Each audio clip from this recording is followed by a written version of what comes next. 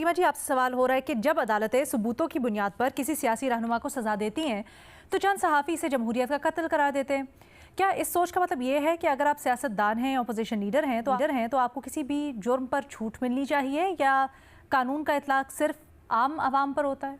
बहुत common perception है हमारे मुल्क में कि ऐसा होता है, लेकिन मेरा ख्याल है 3-4 मसाइल हैं इस पूरी प्रेमिस पे।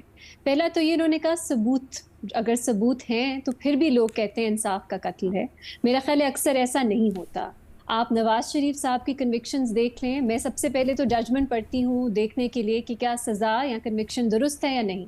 मुझे उन कन्विक्शंस में वज़न नहीं नज़र आया, इसलिए मेरी नज़र में वो इंसाफ के खिलाफ थी।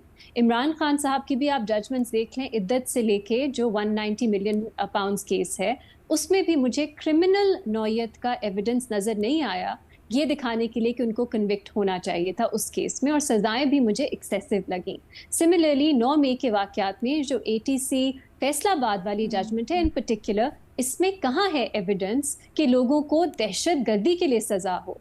तो सिर्फ ये मसला नहीं है कि लोग पॉलिटिकल लीडर्स हैं या सियासतदान हैं, जो एविडेंस है वो ही नहीं नजर आता है इस जजमेंट में कन्विक्शंस को सपोर्ट करने के लिए या सजाओं को सपोर्ट करने के लिए। दूसरा, पूरा प्रोसेस देखते हैं, आप देखते हैं क्या फेयर ट्रायल मिला या नहीं मिला। और ऐसे केसेस में क्योंकि पॉलिटिकल कॉन्सिक्वेंसेस होते हैं कन्विक्शंस या सेंटेंसेस के पीछे, बहुत ज्यादा मुल्क की सियासत पे असर पड़ता है। तो ऑफ कोर्स हमारे यहाँ पे कुछ ऐसे हैं इदारे जो इन्फ्लुएंस कर सकते हैं इन प्रोसीडिंग्स को, तो इसलिए उस पर्सपेक्टिव से भी देखना चाहिए क्या ये मैनिपुलेटेड या इन्फ्लुएंस प्रोसीडिंग्स तो नहीं है।